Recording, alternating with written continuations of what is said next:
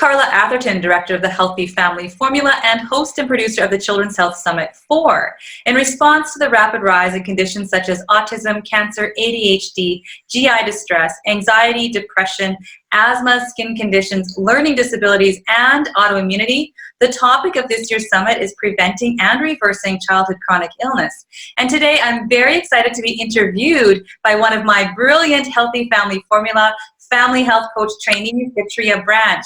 So Detria, first, before I get you to introduce yourself, I just want to say Detria is a devoted member of our family health coaching community, and she's just always on there, you know, contributing ideas and thoughts and pushing me to make this program better and better and better because I got to keep up with her. So thanks so much, Detria, for being with us and for interviewing me for this summit today. And do introduce yourself, please. Hi, Carla. Thank you so much as well. I'm so glad that I'm here. It's very exciting to be with you today discussing such an important topic, especially during May, which is Mental Health Awareness Month. Yes. And I think we all, I think we all know someone, right, a friend or even ourselves that has experienced some sort of challenge when it comes to mental health. And so when I look at our community and our nation and see what's happening with our children and our teens, and even the adults, you know, I find it very deeply concerning. You know, I'm a mom as well, so this really is something that, you know, it's deep for me. And when it came to my own quest for answers and not having them just handed over to me, it just became my mission to get the answers and to provide families with access to holistic and functional nutrition services in order to build and maintain a foundation of good health so that our women, men, and children can thrive, not just physically, but mentally and spiritually as well. Yes. So one of the things that I've been hearing repeatedly, and I did look this up as well, is that the WHO statistics have shown that by 2020, depression and mental health related issues will rank number 2. And then by 2030, depression will be at number 1. Have you seen such a trend with people you've worked with, your clients? Oh, yeah.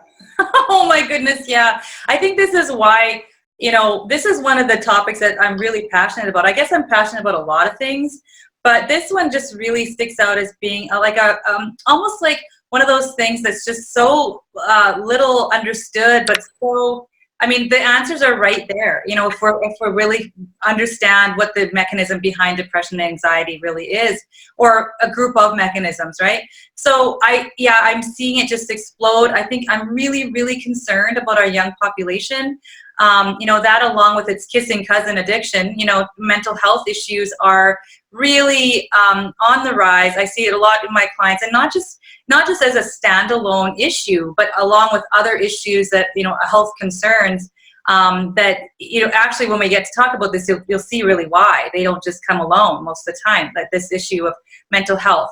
So, yeah, as I'm seeing it on the rise, I mean, you know, if we look around us, and I'm always telling people, I like studies, and I really think this is important to know that the WHO is actually reporting these statistics. I think statistics are, you know, important. I think reporting and data and all that stuff, studies, that's important. But what I think is even more important is if we open our eyes and look around us.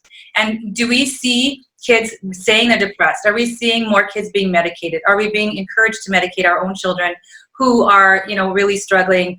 You know, our own kids, you know, having trouble? Are we seeing, you know, like young kids that we've never actually seen? Like if we think about our back, like when we're young, back when you and I were younger, did you ever, you know, like how many kids in your grade or class or, you know, peer group were depressed?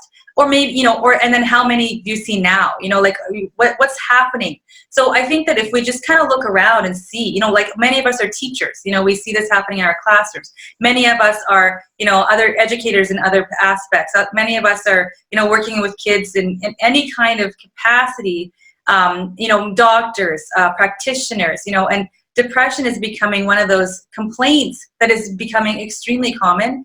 And I think that one of the dangers is labeling depression, like it's almost like a blanket thing, right? we're not looking for reasons why this child is depressed anymore, really. We're just kind of saying, well, they're depressed, we need talk therapy, we need medication. This is our kind of, protocol. And I think we can do much better than that. I agree. It's just, here you go, and now here's your medication, and you'll be better soon, right? Yeah. And I've definitely seen that in the media where it's just a growing concern, and I think I hear the term canary in a coal mine often, and that this is one of those symptoms that we're seeing. So yeah. I want to wind back a bit and see if you can explain to us what is depression and what is anxiety specifically.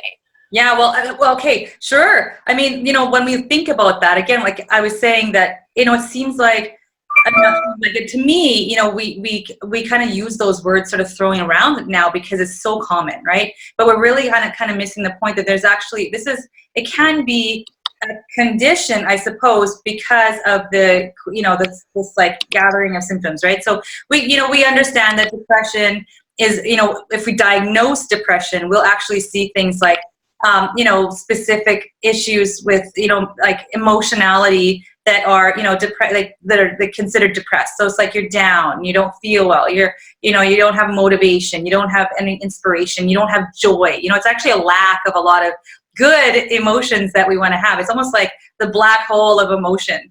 And anxiety is not really the opposite, because it's not like a heightened, emotion, but it is a heightened emotion of sort of like the more negative ones, where people are like, they're sort of jacked up, but not in a good way. It's not like I'm excited, but I'm just like, oh, I'm just like, it's like an excitement but with fear attached. It's like, you can't get through the fear and the nervousness and so you're kind of like sped up, but at the same time, there's like no outlet for this energy that becomes really, it's almost crippling actually, because it seems like anxiety is sort of like a heightened state of emotion, but it's like it stops any sort of like clarity and ability to think and an ability to to do anything except react to this hyper stress response. So there's these things that we associate with depression and anxiety, these feelings, right? But it's not just like the state of being, because when we define them, we really actually need to know what's actually happening under the hood.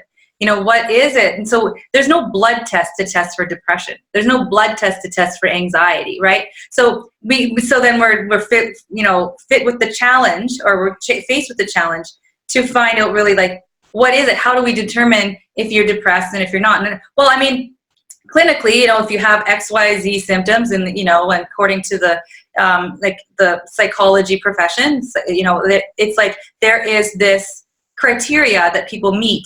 Like can't get out of bed, and there's like a whole list of stuff that and you're on a spectrum as well. So you can be like mildly depressed all the way to severely depressed, right? So there's these definitions. That's really a set of symptoms that it's kind of like figuring out if you have your child has autism. It's all on a spectrum, and it's all reported symptoms, but there's no blood test, right?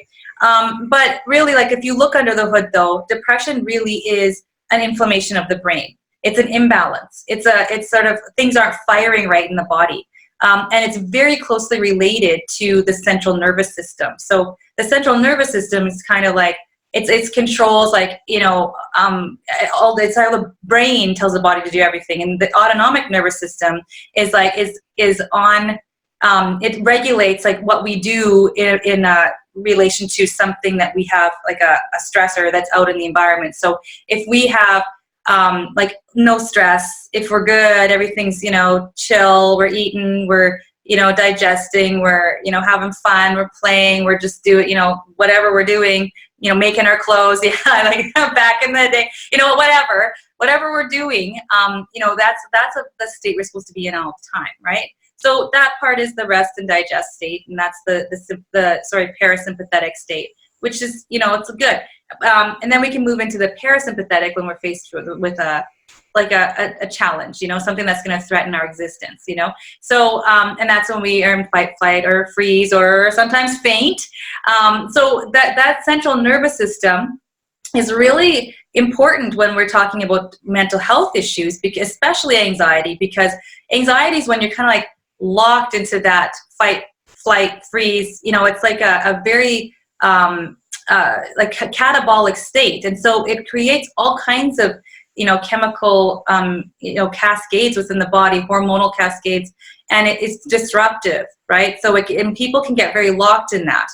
And so, it has to do with the brain, has to do with the body. We'll get into that in a bit, what affects these things. But that piece is really important to understand that stress actually is a high contributor to the state of depression and anxiety. I don't just mean stress as in like, I'm thinking about this instance and, it's bothering me. No, it's actually what's going on in the body because of whatever stressors are out there. And those stressors can be, those things about perception, like, that we're talking about, like somebody died and we're really sad, and that's, we perceive these emotions, and but also it's about things that are caused chemically, biochemically by our environment. So even the food we eat, that affects that. Or, if it's something that we ate that's like made up, if I ate like a piece of like plastic or something, my body's not going to like that. So it's going to cause inflammation and stress, like to my body. If I have an infection, my body's not going to like that. It's going to be inflamed trying to deal with an infection. So we can't forget those things. And so it's multifactorial. And so I have to tell you one last thing about that, Detria, is that there's never a depressive or anxious state without a physical component. So there's a chicken and egg situation here. So this is how I see it. Yes, we can be have things in life that make us depressed. Yes, yes, yes. But is that clinical depression? And maybe it is. But I would say that if it does manifest as clinical depression, chronic depression, can't pull yourself out of it, can't think your way out of it, can't cheerlead your way out of it, what else is going on? And usually there's a physiological or physical component to that. And we'll get into those things in a bit too. But so it's like, did this depressive state cause like this chemical imbalance in the body, and then it's like this cycle, or did we have like this chemical imbalance in the body cause this mental state, cycle? Could be either way. Could have been, that kid was reacted to, we're going to talk about this in a minute because I'm pretty sure you had a question about this, gluten, and that could be like something that causes some kind of problem in the body, inflammation, reactivity, and then they get depressed because of all of the imbalances that define that depression. So chicken and egg, which one comes first? We don't even know, but usually the chicken and the egg both exist.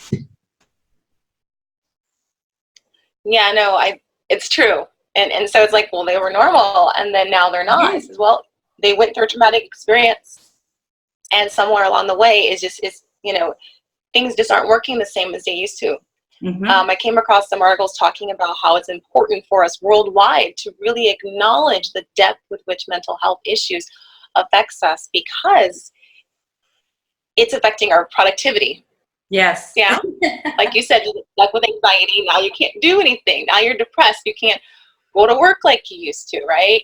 So yes, it does affect us on some economic scale, but it also affects us socially, with our families, within ourselves as well. And poverty and nutrition, there's so many triggers that can be associated with it, and or that we could adjust to help make things better as well. So I am excited to hear more about what you have to share when it comes to that.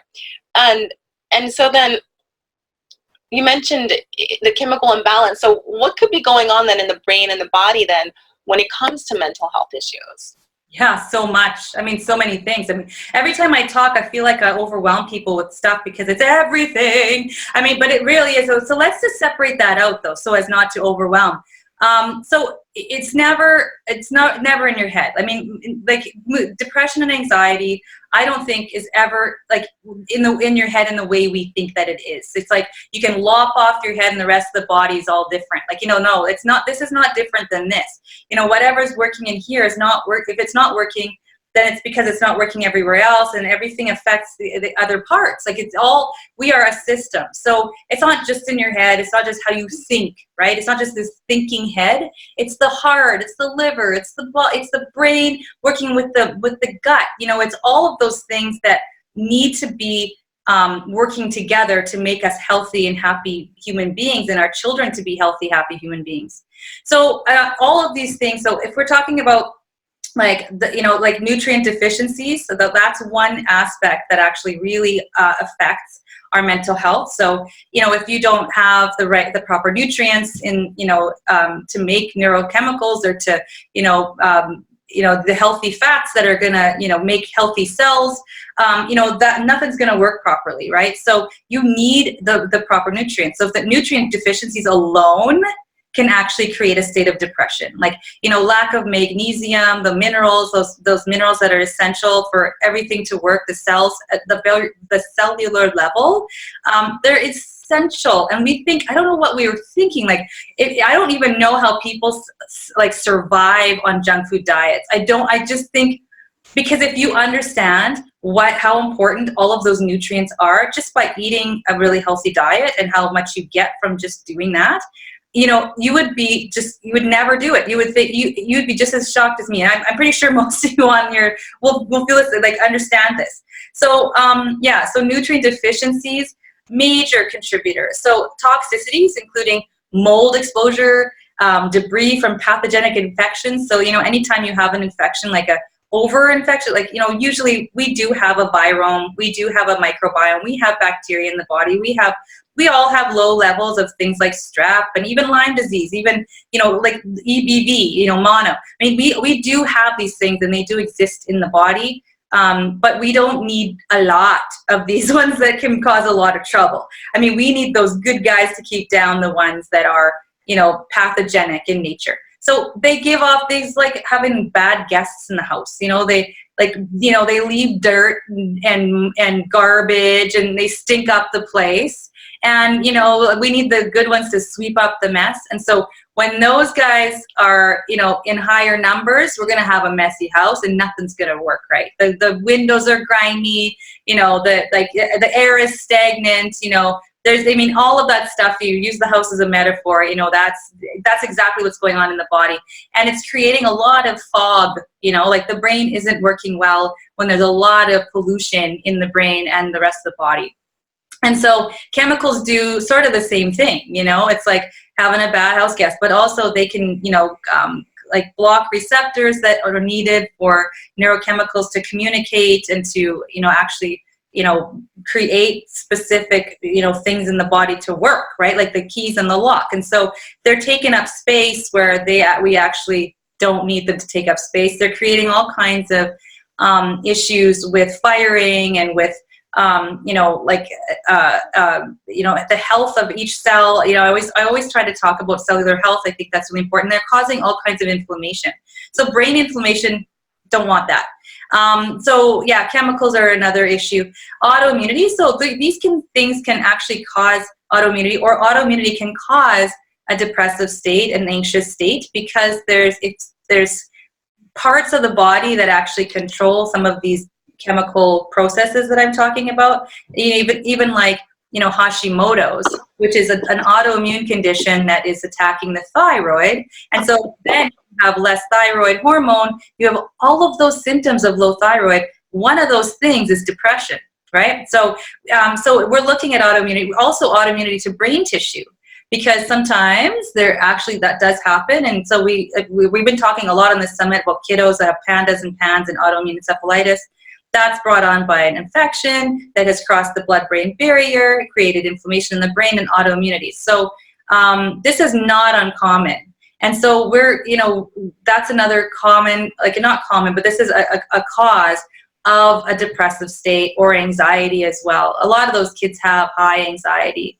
Reactivity and inflammation is another area that we're wanting to really pay attention to.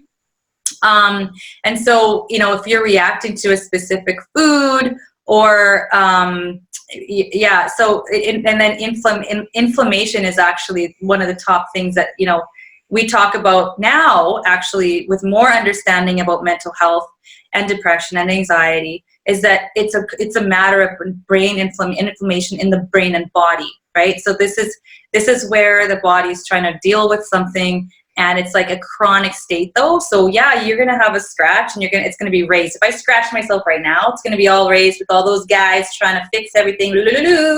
But we don't want that all the time. So it's like, can you sustain that? It's like you're going, you're running around like this, like something's going to give. That's not a good thing for your body. So Yeah, so reactivity and inflammation is something else that we really need to pay attention to. I can stop there just for seconds. I got several more on my list. So if you have any questions, Detria, just go ahead and ask. Awesome. I had the thought that came to my mind, these t-shirts that say, it's not me, it's my microbiome. Because I know that gut health can play a role. You have a problem with my behavior? Talk to the gut. Right? Because I know that plays a huge role with inflammation. But you mentioned about the fats, and I actually had a friend who said, I went on this low-fat diet, and I felt like I lost my mind. Because as you mentioned, we're composed of fat. Our cells are 50% fat. Our brain is composed of lots of fat and cholesterol. Yeah. If we don't have that to function, it stands to reason. For sure. It's good to be a fathead. You want to be a fathead. That's a good thing, right?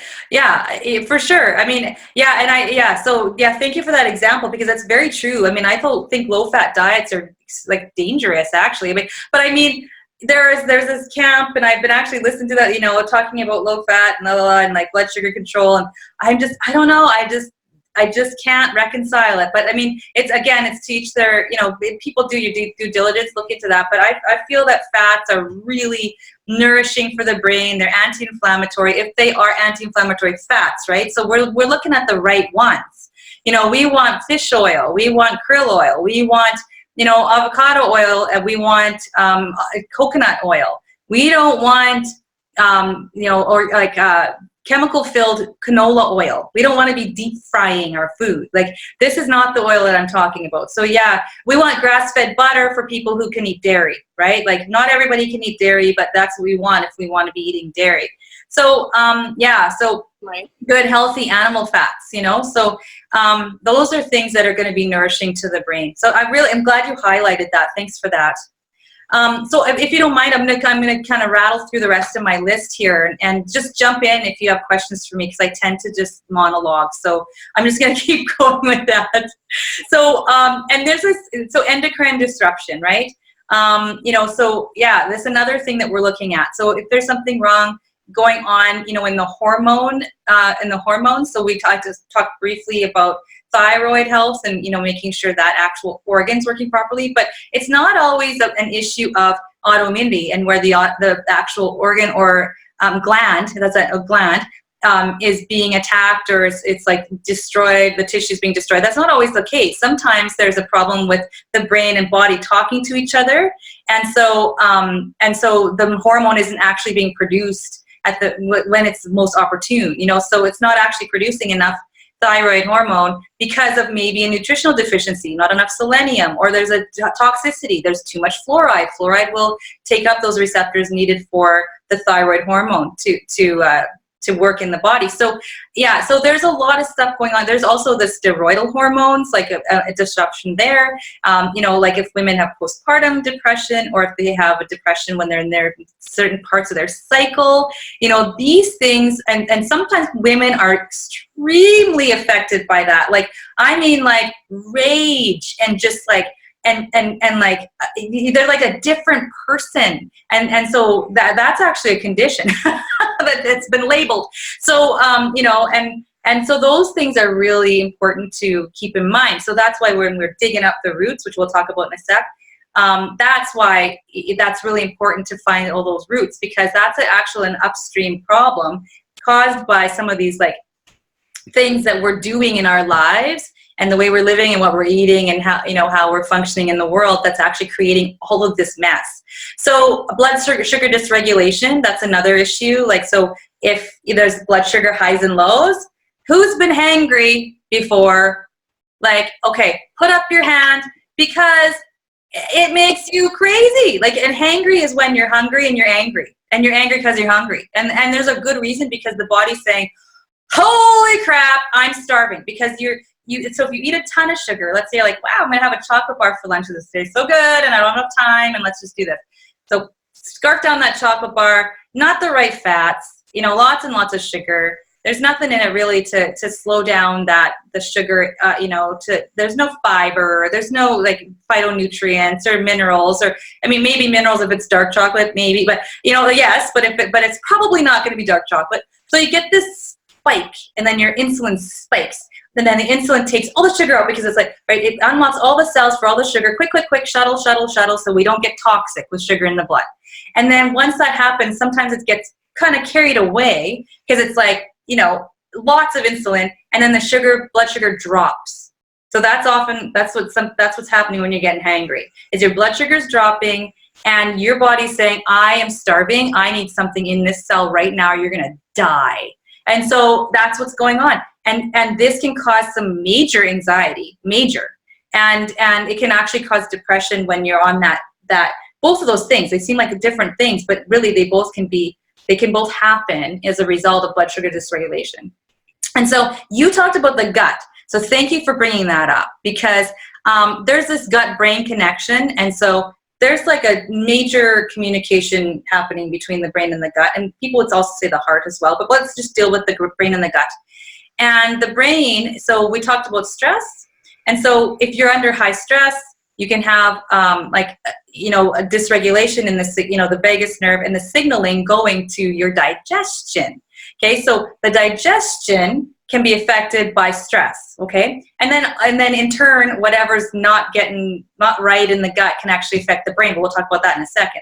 So the digestion, if you have poor digestion, poor motility, if you've got kind of like, bad, like not great bacteria balance in that gut caused by poor diet, lifestyle practices, maybe infection, those sorts of things, can cause all kinds of problems with whatever, minerals, like absorption. It can cause problems with absorption. It can cause constipation and constipation is not good because you're reabsorbing old hormones and old toxicity stuff that's supposed to go out the door.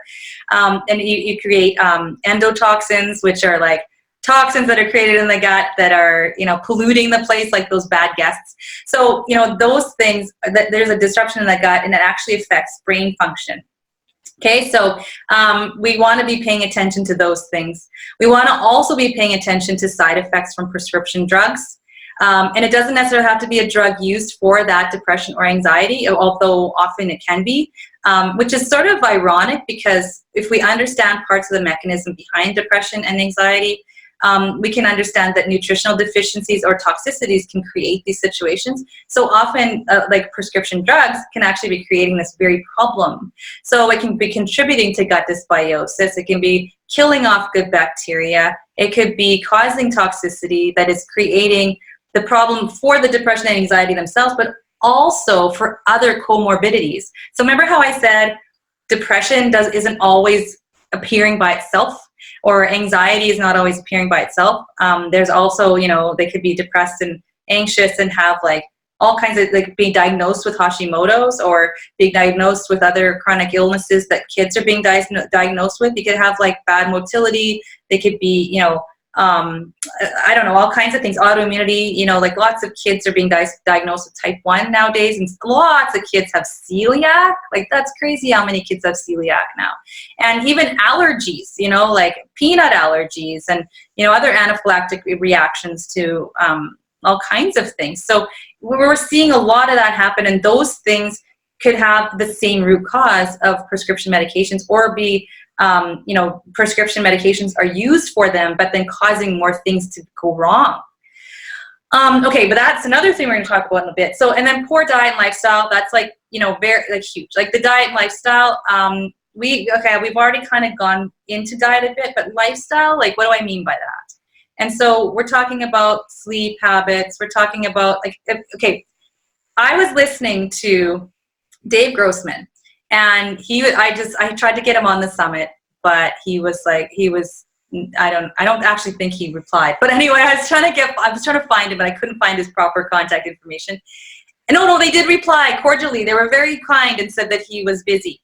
But I wanted to get him on to talk about this, because he was talking about sleep. He's talking about a lot of things, but one of the things he mentioned in this podcast I was listening to was that sleep, if you're deprived of sleep one night, you're kind of like, really off. You can't think. Your cognitive function is like down quite a lot. We all know what it's like to not have one night's sleep. After 2 nights, you're pretty bad. 3 nights, you're actually psychotic. Like, this is how important sleep is. Like, I don't even know anybody who's lasted, more than 2 days up. Like I've never actually heard of someone staying up for 3 days. That's how essential it is. That's when all that pollution is cleared out of our brains through our lymphatic system, right? So it's drains. It's when we rest, yes, right? Exactly. Yes, right. So our brains are cleaned out. It's when we repair, we regenerate cells. We are like it's on all those chemicals and nutrients, chemicals are actually produced at night. The ones that actually do those jobs. So like if we're talking about melatonin, we need to produce melatonin. That's produced at night, and that's when we need it, is at night, because it's got all these antioxidant jobs to do. And so and it's actually highly anti-inflammatory. So if we're talking about depression and anxiety being an inflammatory state, that's like we need to sleep. It's so obvious. Just go for it. I mean, if you think you're going to be doing well, and just cut your nights short, play on your computer until 4 a.m. every night and see how well you do. And you're not going to be doing so well. You're not going to be. And so yeah. And then the CNS regulation, the central nervous system, that dysregulation in the central nervous system, that stress, that is catabolic to the system that is inflammatory, again, creating the state of depression. So I'm going to stop there.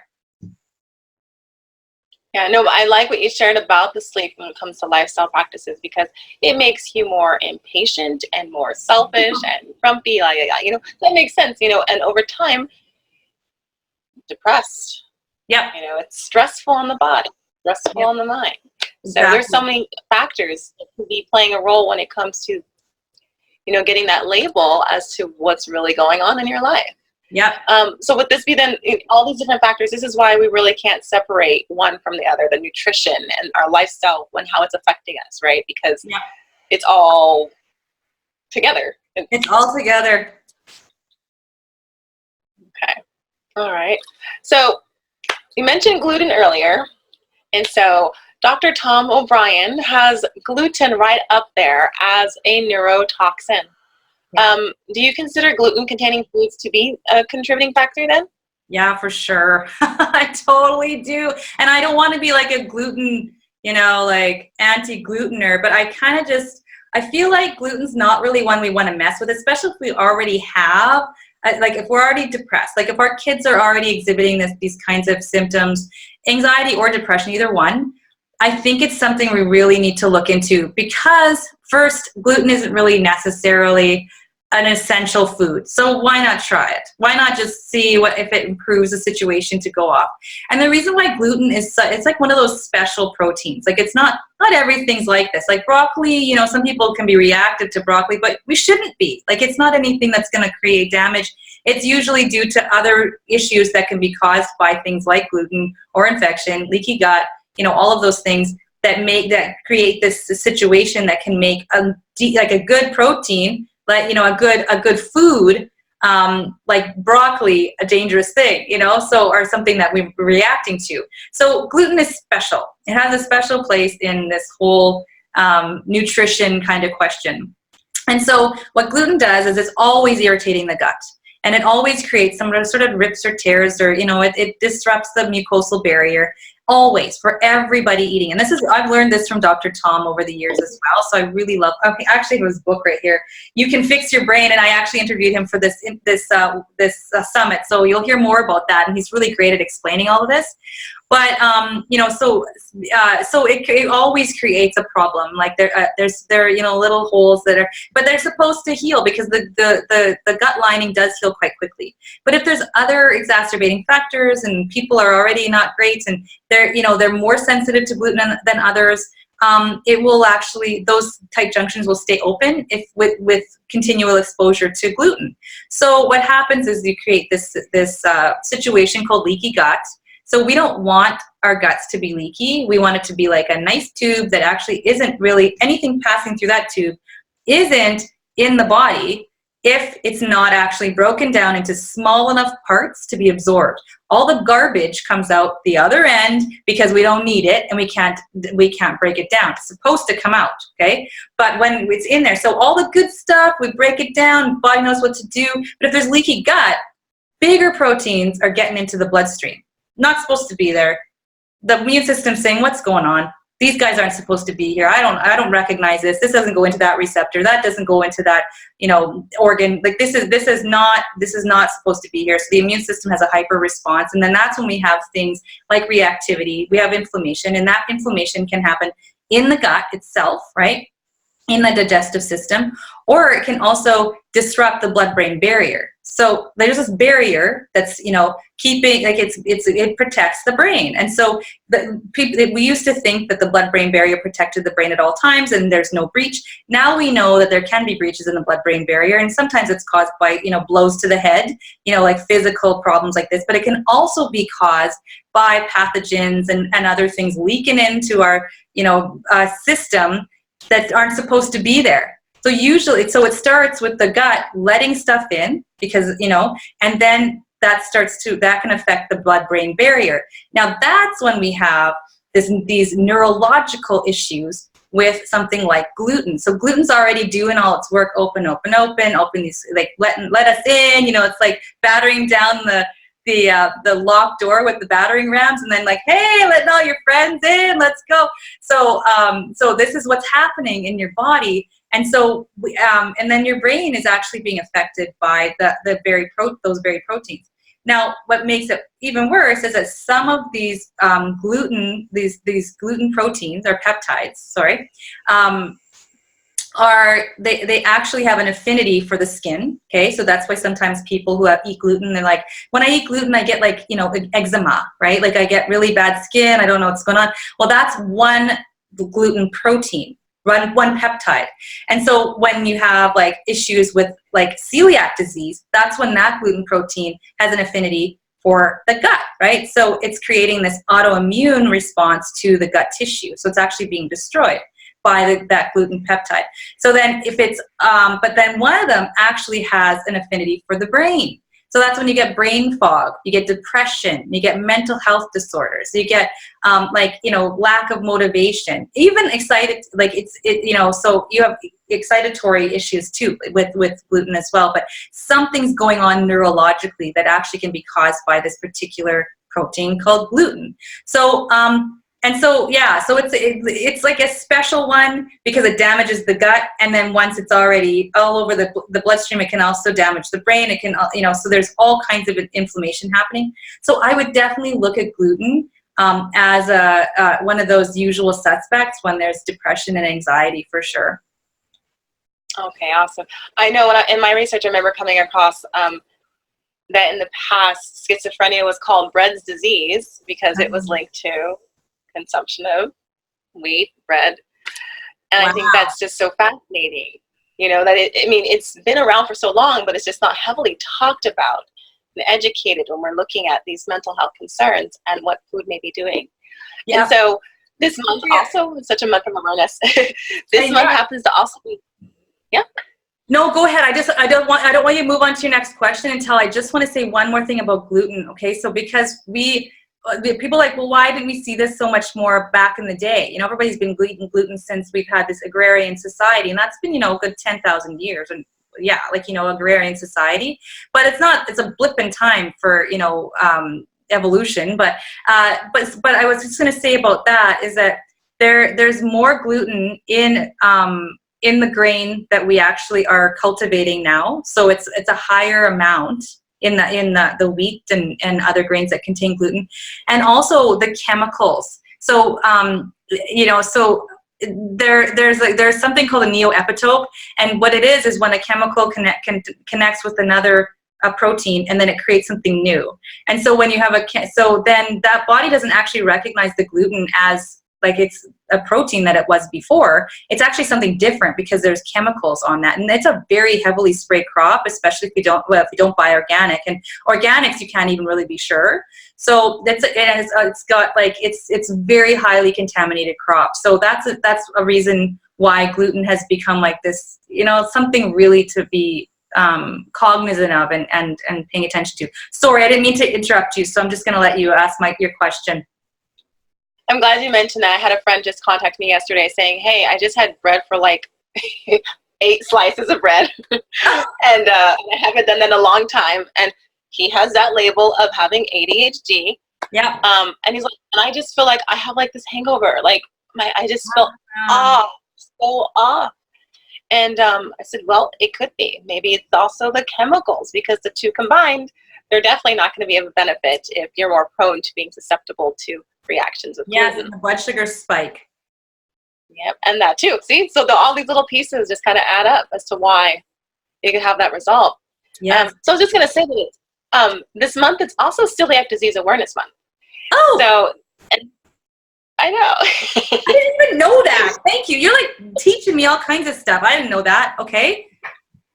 And so I think this is a good topic for those during this time as well, but not just for people who have celiac disease, but also those that may be on the lower spectrum of gluten sensitivity, because they might be experiencing skin issues, digestive issues, neurological issues, and they have not ever thought that it could be linked to, Yes. Gluten as well. Yes. So I think the prime time for people to be further educated and aware about this as well. Mm-hmm. And so you mentioned broccoli being like one of the foods that might be the guilty party, but it's because you might have leaky gut, and it just in turn became linked to being associated with being a problem. Mm-hmm. Is there other foods that you can think of that typically play a role when it comes to like mental health, or chemicals in our foods, or the additives? Like, what else are we seeing out there? Yeah, sure. Okay. Yeah. And anytime, a food like broccoli per se, like we picked on broccoli, we could be spinach, could be, I don't know, whatever, cherries, stuff like that. The only time that is a problem is when there's a leaky gut situation and those whole proteins move in. Doesn't even mean that protein there's anything wrong with it or anything, but it's just that it's a whole protein. The body can't break it down anymore because the gut was supposed to do that. So that's, so that's why, that's, when we have a leaky gut. Okay. So MSG. Okay, bad for the brain. It's excitotoxic, and there are many, many forms of MSG that we don't even know is MSG. Like anything hydrolyzed, so hydrolyzed soy protein, that's MSG. And so it's excitotoxic, which means that it excites the brain cell to the point of exhaustion and death. So really, we are, putting our brain cells in jeopardy by consuming any products that have MSG. I avoid it like the plague. If people get migraines, mood problems, stuff like that, I just never, ever touch MSG. And it's in a ton of food. You got to read labels because, that's the only really way to get really educated. If you're going to buy something in a bag, you got to read the label. If it's going to be in a box, you got to read the label. So no MSG. So that one is really... It's a very important one for people who have mental, mood problems. And so there's like the main ones that are food reactivity, like create this reactivity. And so, the ones that are most common, and again, it doesn't necessarily mean these foods are bad. It's just that might be an issue for a particular person. And you can find out how to, to know if that's an issue for you. Like you can eliminate it and put it back in. You can, test as well with proper tests. Not the many tests are false positives, or they false negatives, or they're just not accurate. So you need proper testing if you're going to do that, go that route. But the top ones are dairy. Dairy is, very common food to be reactive to. And again, if you're eating dairy, it needs to be from a clean source and from, preferably raw. Actually, because when you heat dairy, you get rid of the microbes within it, and that actually help you to digest it. So it becomes an indigestible food, and so it changes the chemical makeup and the fats in it. It denatures the fats if it's heated up and pasteurized.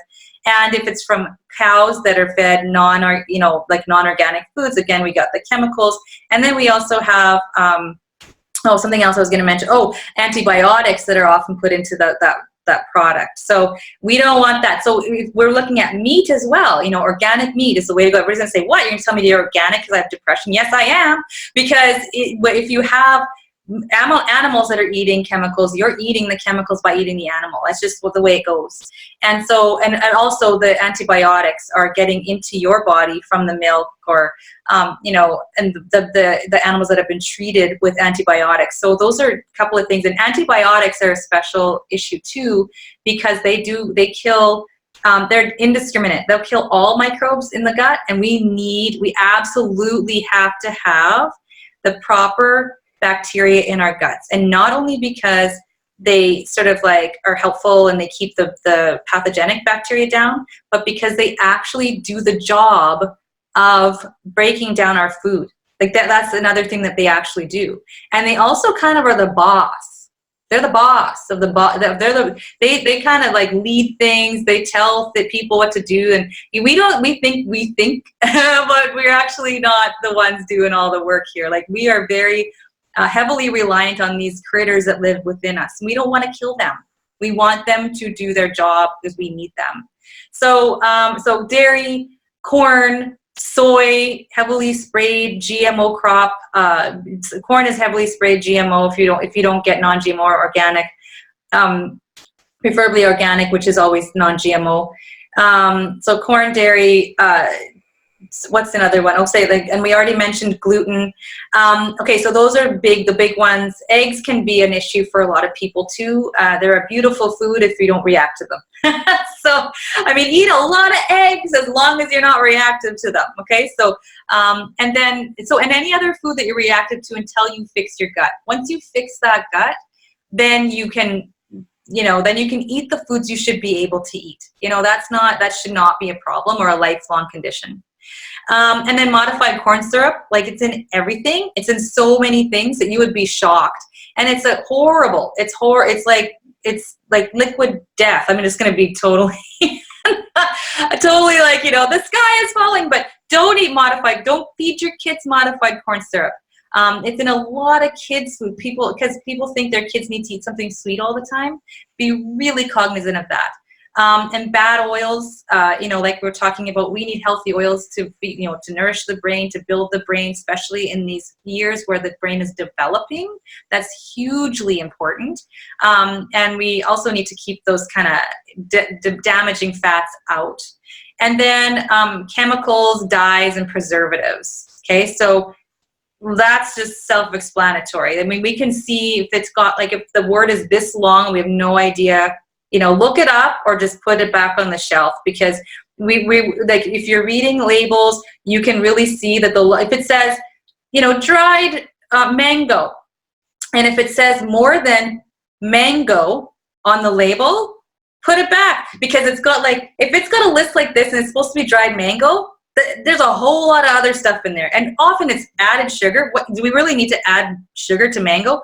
Or chemicals, like, we don't. I mean, I've dried my own fruit. I don't need to add a bunch of chemicals to it. So, and dyes, I mean, I've seen a lot of kids, you've mentioned ADHD, and also, again, like with the depression, and those actually can come together as well. ADHD is actually a very common comorbidity with depression and anxiety, especially anxiety, right? So if you have, a bunch of dyes in your ketchup and you've got that combination with the high sugar, it's a recipe for disaster. And preservatives, again, like, buy fresh, buy things that, are preserved in a different way, maybe fermented or, just dried, stuff, things like that. So those things are in the grocery store in great numbers. That's true. I know. I really make sure my kid eats really cleanly, but I do let him have that. He went Halloween. I'm like, okay, you have a few pieces. Why are you acting so wild? Oh, okay, it has this dye and this, and of course sugar. So yes. Who knows? But there seems to be a lot of controversy over what the best model of treatment is, and who or what we to blame when that treatment fails, right? When it comes to this. And, I've seen folks firsthand on two different occasions. So the first one, I have a friend who diagnosed as bipolar. And he's like, I'm going to go off my meds, so let me know if you see any symptoms. Well, it took a while, but I saw symptoms over time. But it's really hard when one doesn't want to acknowledge their diagnosis, right or wrong, to know when you're looking to help them, right? And then you can see the difference when someone's on their meds versus when they're off. And typically there's some benefit, but what I hear is people don't like how they feel when they're on. So they want to get off.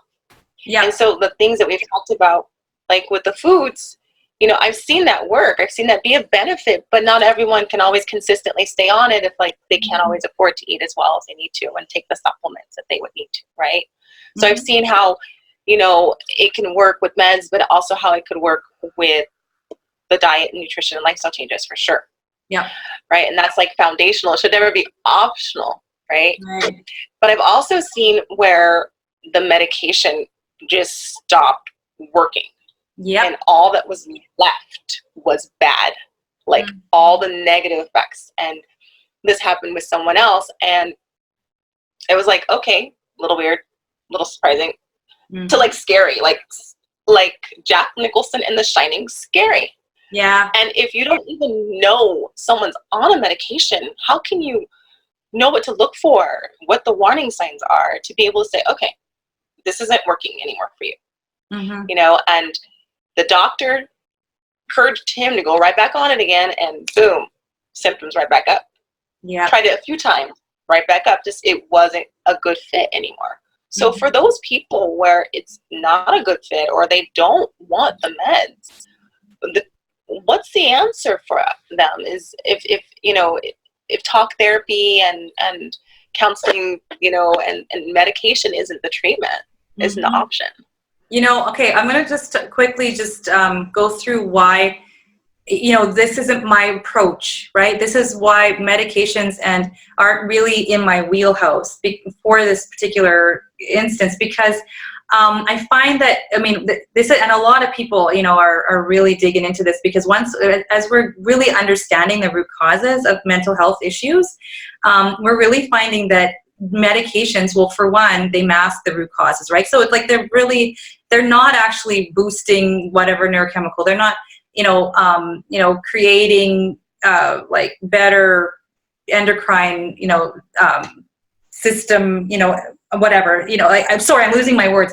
They're not creating better hormonal balances. I mean, maybe if we're like targeted on like Hashimoto's or something, and people start taking, like thyroid, but it's like that's indirectly, improving it. But when we're actually saying, okay, we're going to treat depression, it's often a medication that is like an SSRI, something that is a, serotonin reuptake inhibitor, or, so it keeps more the serotonin in the brain longer. And they just don't work because they're not going to be addressing the root cause. They're going to maybe mask the symptom, maybe for a long time, maybe for a short time, maybe make the situation worse because we're not dealing with the root cause. Like, we're not dealing with the root cause.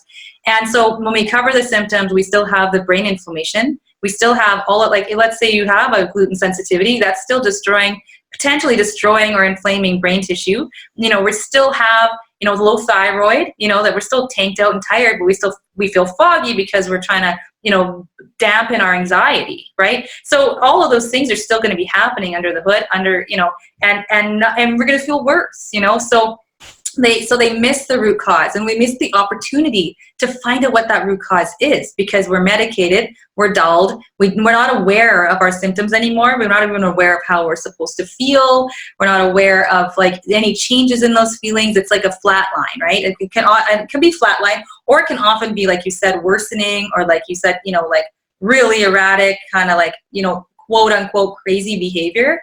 I mean, and we'll see that with our kids. We'll see that with our teenagers. I really have, I really want to caution parents about, using medications with children, with their growing brains, with their, they're developing right now, so we don't even really know the ramifications of a medication being used on a daily basis on that brain development. And, is this reversible? Right? Like, I mean, and then, antipsychotic or, medications for a child, like, do we need that? And so do our kids really just kind of go nuts one day, like with no reason? Or do they just suddenly are hyper anxious and they can't do life? Like, this is not something that just happens out of the blue. So there are reasons for this. And again, leading to neuroinflammation. So So I think that we really need to find the root causes. It's our due diligence that we need to do that. And any professional that you're working with needs to help you to do that.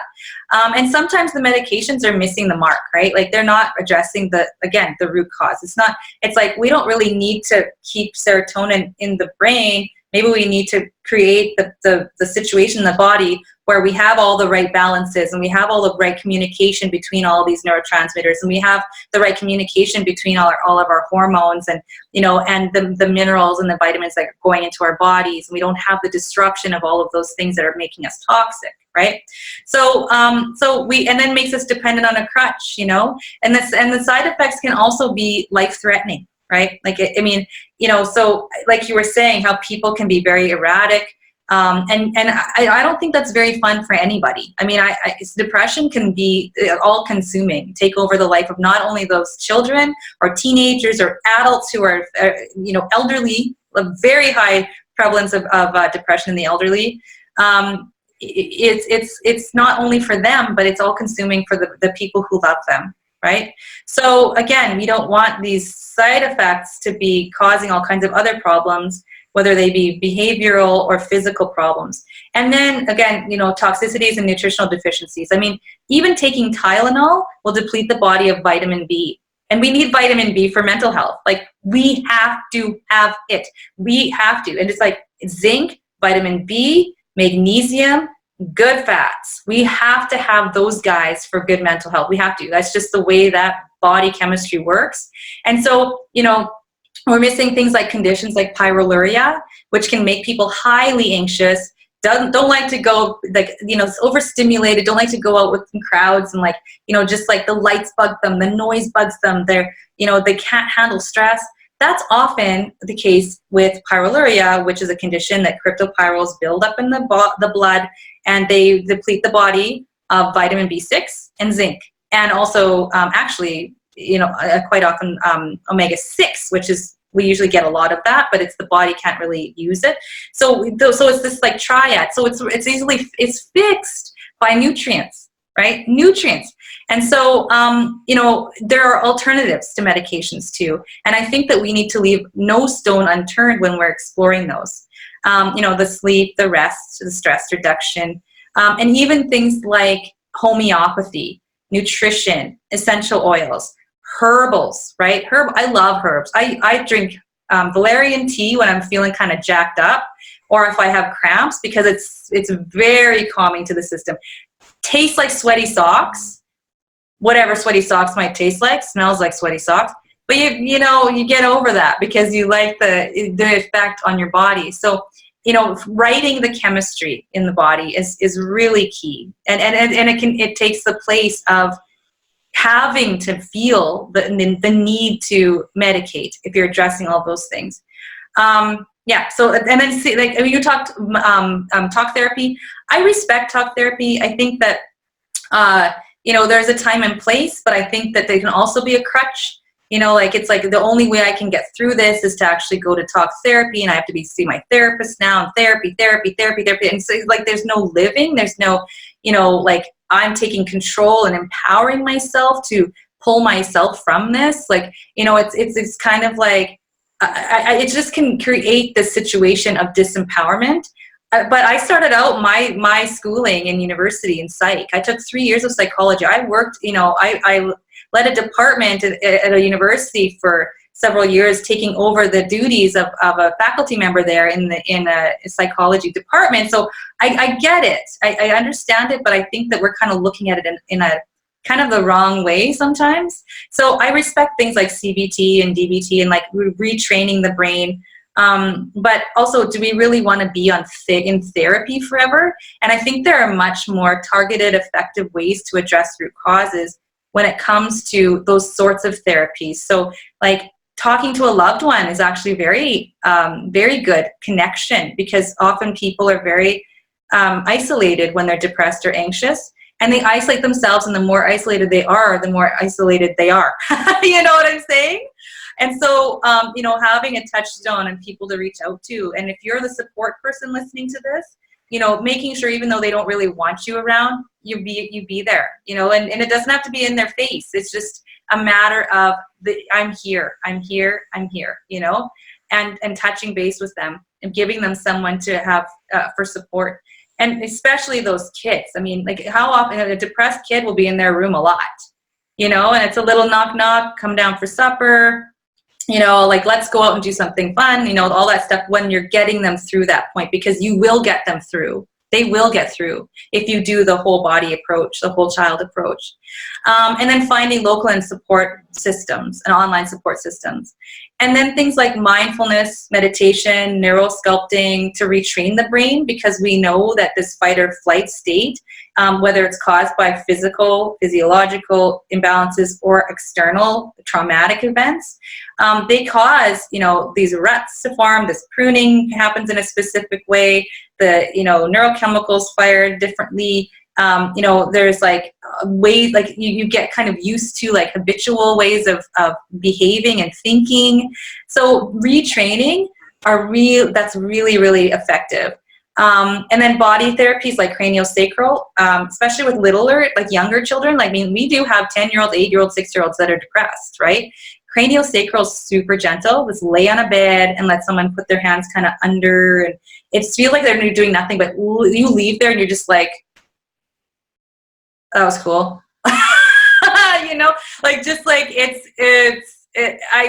don't have time to go into this because I'm really going overtime right now, but yeah, but that's one thing. EFT, so that's tapping, trauma release, body talk, massage, acupuncture, chiropractic, cold laser therapy it will actually improve ATP production in the brain. So you can actually use cold laser therapy, which I'm going to be interviewing somebody about in like a couple minutes. And so trauma release techniques, neurodevelopmental movement, Anat Banyal method. So, so anything that we can do, there's a million things. So what I'm trying to tell you, Detria, is that there's so many options and so many opportunities to do something else.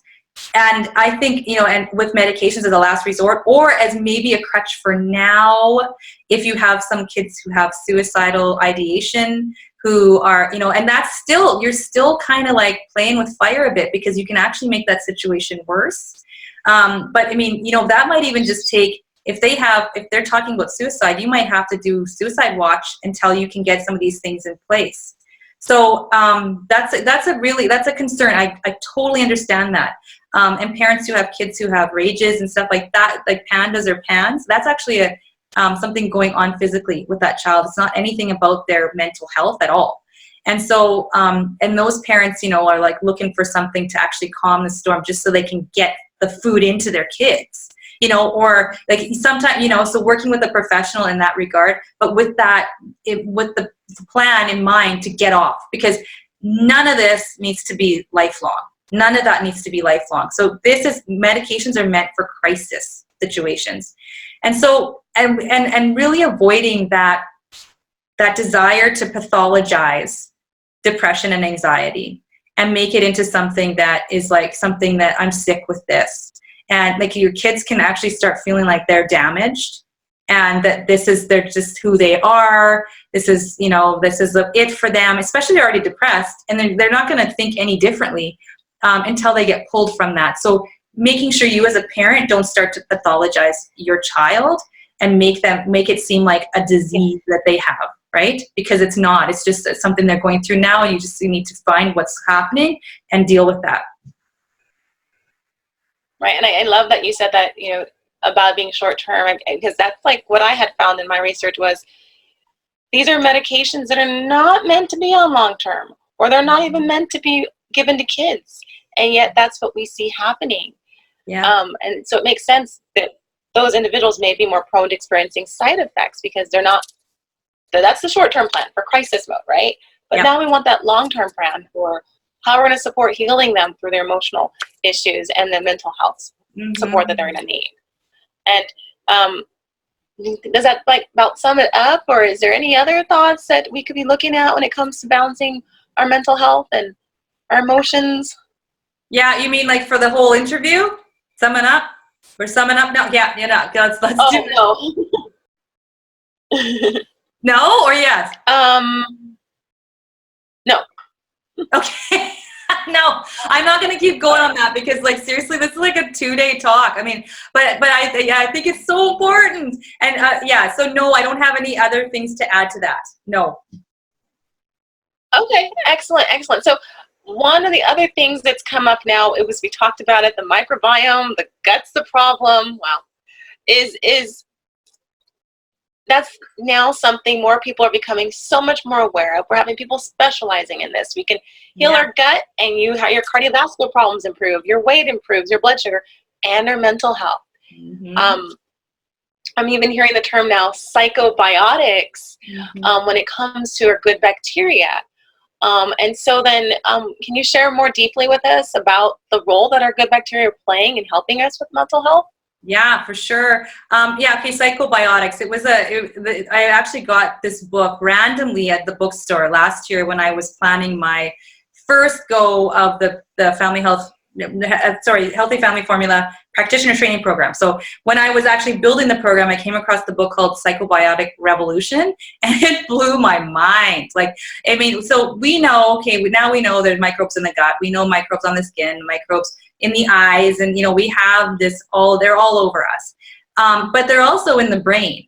And the microbes in the gut affect all the stuff going on, signaling the brain as well. So we don't even have any idea what we're really talking about here, but we do know they exist. And some scientists are looking into which ones affect, because they're all different kinds of microbes, right? And which ones affect brain health and which ones don't, which ones produce this and which ones don't, which ones are, more friendly and which ones are less friendly. So those things are really, we need to again, nourish the gut, make sure we're not doing things to disrupt the microbiome, eat good food that actually carries with it all the good, probiotics that we need to eat. So we really need to keep that in mind, that our mental state, our, the processes that control our mood and our cravings and our, the thoughts, even some of the thoughts even that we think, because we think we're thinking, I want chocolate. We think that's our own thought. That probably isn't your own thought. Those microbes saying that I want to eat, if we really want to get kind of Star Trek here, we're actually being heavily controlled by the microbes in our body, including the microbes in our brains. So fascinating book. Everybody should read it. It's super easy to read, and it's kind of fun actually to read it. Thank you. I'm excited to get to reading that book as well then. And so we've talked about a lot of things that play a role. And so it doesn't seem like it's not just one thing. Maybe if you're lucky, it's just one thing.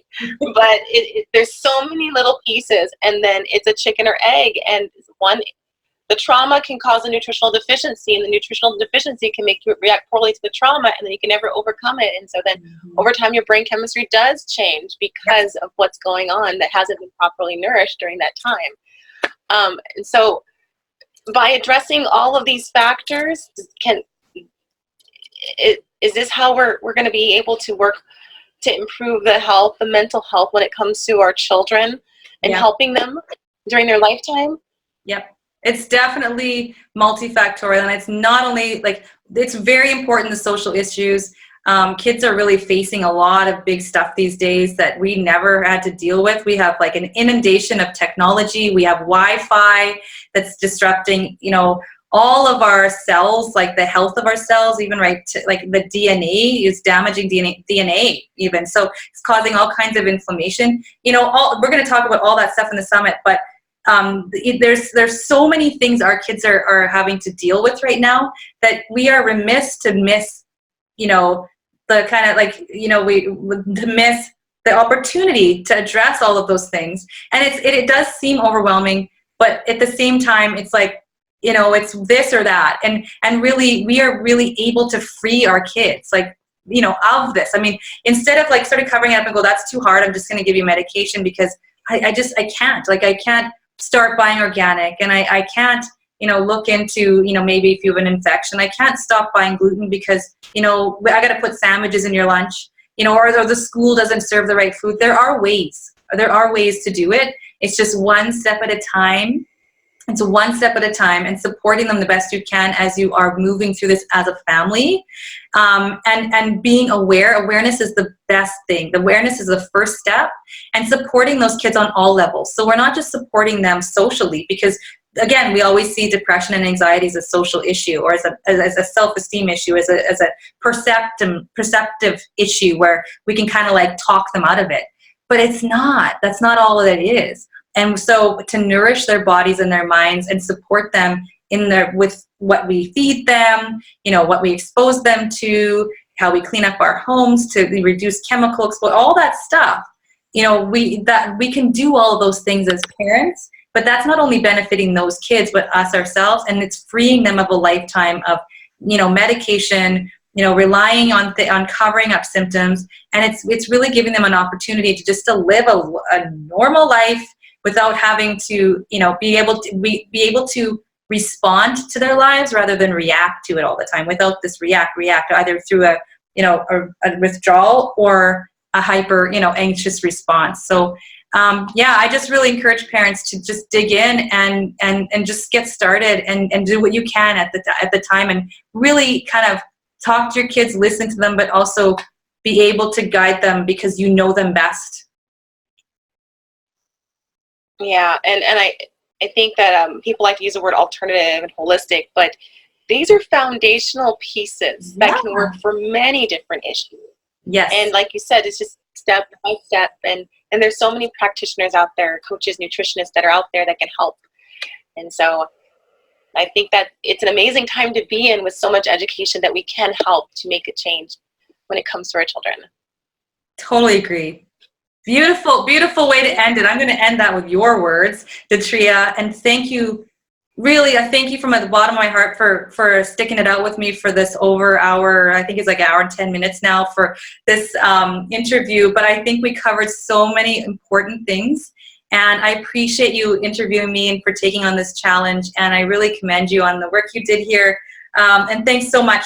So everybody listen to other talks that have been referred to in this interview, please, if you want more information, and thanks again.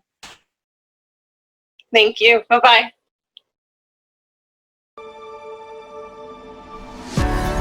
I hope you enjoyed this interview, and be sure to listen to more interviews from this timely and groundbreaking series. If you would like more information, guidance, and support through your family's health journey, and or want to join our growing community of professionally trained family health coaches, please visit us at healthyfamilyformula.com. Together, we can turn the tide for the future health of our children. May you and your families be well.